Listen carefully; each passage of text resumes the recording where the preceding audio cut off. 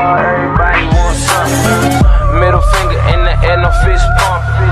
Me, Sean Wiz got the bitch jumping. Selamat siang semuanya, saya Mikael Juan Pangaribuan dari kelas 12 MIPA 5 akan menjelaskan tentang biografi, sinopsis, dan kesimpulan dari novel Ronggeng Dukuh Paruk karya Ahmad Tohari. Selamat menyaksikan. Yang pertama adalah biografi dari Ahmad Tohari, yaitu pencipta dari Ronggeng Dukuh Paruk. Ahmad Tohari itu lahir pada 13 Juni 1948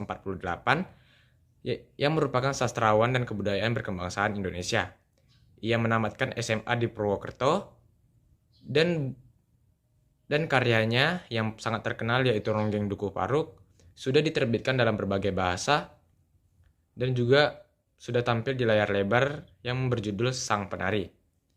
Ahmad Tohari juga mengenyam bangku kuliah yaitu di Fakultas Ilmu Kedokteran Ibnu Khaldun di Jakarta pada 1967 sampai 1970. Juga ia melanjutkan di Fakultas Ekonomi Universitas Jenderal Sudirman Purwokerto pada 1978 sampai 1975.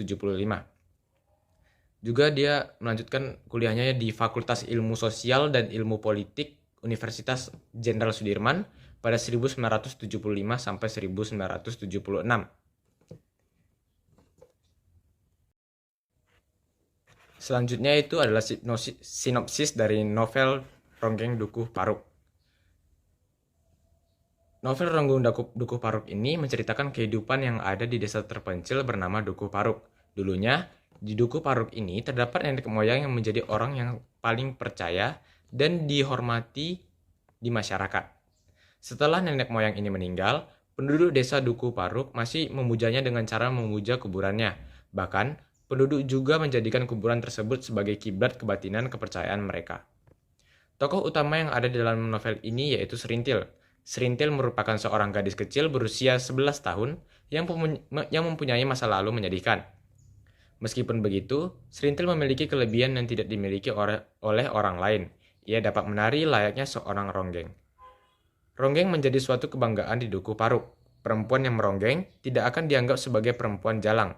Justru, masyarakat akan sangat bangga jika salah satu dari keluarganya ada yang menjadi seorang ronggeng. Di lain cerita, terdapat 3 anak laki-laki yang mencabut batang singkong di tanah kapur yaitu Warta, Dusun, dan Rasus. Sesudah berhasil mencabut singkong, ketiganya mengupasnya dengan gigi. Seketika saja mereka terkesima pada Serintil yang sedang mendendang sambil menari dengan begitu asik. Ketiga lelaki itu pun bergabung dalam tarian Serintil. Serintil sendiri hidup bersama kakeknya yang bernama Sakaryas sejak kedua orang tuanya meninggal.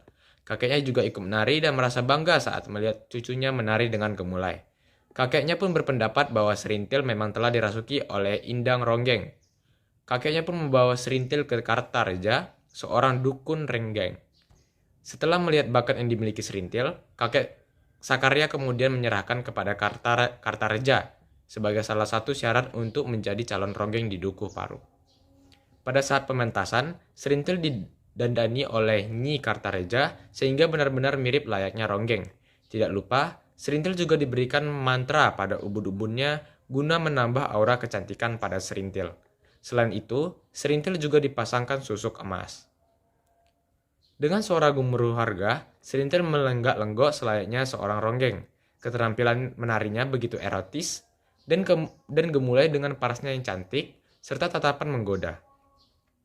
Raus yang merupakan sahabat Serintil dari kecil serta memiliki ketertarikan tersendiri pada Serintil, merasa tidak rela jika Serintil disahkan sebagai ronggeng dan dimiliki oleh semua warga Dukuh Paruk.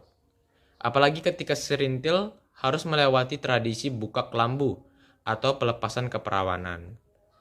Raus pun meninggalkan neneknya dari desa Dukuh Paruk. Ia bekerja di pasar Daulan dan bertemu dengan Sersan Slamet dan Kopral Pujo. Dari sanalah ia mulai mengenal lingkungan tentara dan ikut bertugas menangani perampok di berbagai desa. Di sisi lain, Serintil tetap meronggeng dan melayani para tamu dari berbagai daerah. Orang yang paling berperan dan memiliki keahlian sebagai mucikari handal yaitu Nyai Kartareja Hampir seluruh masa remaja Serintil dihabiskan untuk hal tersebut. Dalam adat istiadat yang ada di Duku Paruk ini, seorang ronggeng tidak diperkenankan untuk menikah karena akan menjadi akhir dari karir serta desa tersebut akan mati. Keadaan inilah yang membuat kisah cinta antara Serintil dan Raus tragis. Singkat cerita, Serintil mulai memberontak dan tidak ingin menjalani kegiatannya lagi sebagai ronggeng. Akan tetapi, Nyai terus membujuk Serintil hingga ia luluh kembali. Masalah besar pun terjadi ketika pementasan ronggeng dan Serintil dipenjarakan atas tuduhan terikat PKI. Pada saat itulah kondisi desa Duku Paruk mulai mencekam. Sekian dari cerita singkat dari novel Ronggeng Duku Paruk. Dan sekarang saya akan menyampaikan amanat yang kita dapat dari novel Ronggeng Duku Paruk. Dalam menjalani kehidupan ini, kita dituntut untuk selalu tulus dan bersyukur, serta tidak serakah akan kepentingan duniawi. Hindari perbuatan-perbuatan yang merugikan orang lain, seperti berbohong, dan perbuatan-perbuatan yang berbau kriminal. Juga, jangan melakukan sesuatu yang tidak kalah penting, dan kita malah kehilangan masa muda kita hanya untuk kesenangan orang lain. Berikut amanat yang kita ambil dari Ronggeng Duku Paruk. Terima kasih telah menonton dan selamat siang semuanya.